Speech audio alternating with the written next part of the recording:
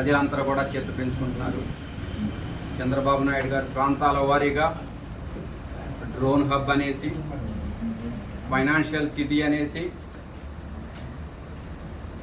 Hydrogen ద్వారా కూడా విద్యుత్తును తయారు చేసే విధంగా చంద్రబాబు నాయుడు గారి ప్రణాళికలు ఉంటే గ్రీన్ హైడ్రోజన్,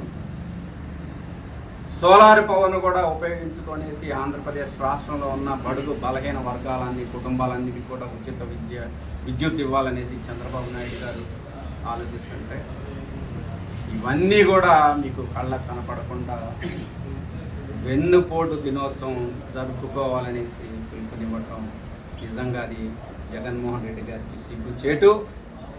ప్రజలందరూ కూడా నవ్వుకుంటున్నారు ఈ చేతగానితనాన్ని. ప్రజల అభివృద్ధిలో, ఆంధ్రప్రదేశ్ రాష్ట్ర అభివృద్ధిలో భాగం పంచుకోకుండా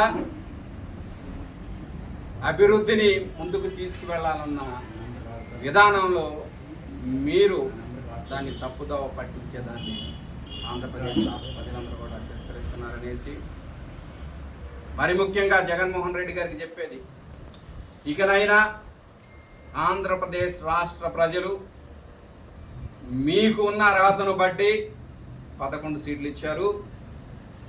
ఆ 11 సీట్లతో అయినా మీరు గౌరవంగా చట్టసభల్లోకి వెళ్ళి ఏమైనా ప్రజా సమస్యలుంటే చట్టసభల్లో పోరాడండి. అంతేగాని ఎక్కడైతే మీరు పోరాడాలో ఆ పోరాటాన్ని అక్కడ చేయకుండా ఏదో మేము ప్రజాక్షేత్రంలోకి వచ్చి ప్రజల్ని ఉద్ధరిస్తాము, వారి సమస్యల కోసం పోరాడతామంటే ప్రజలందరూ కూడా మీకు సపోర్ట్ చేసే పరిస్థితులు లేరు.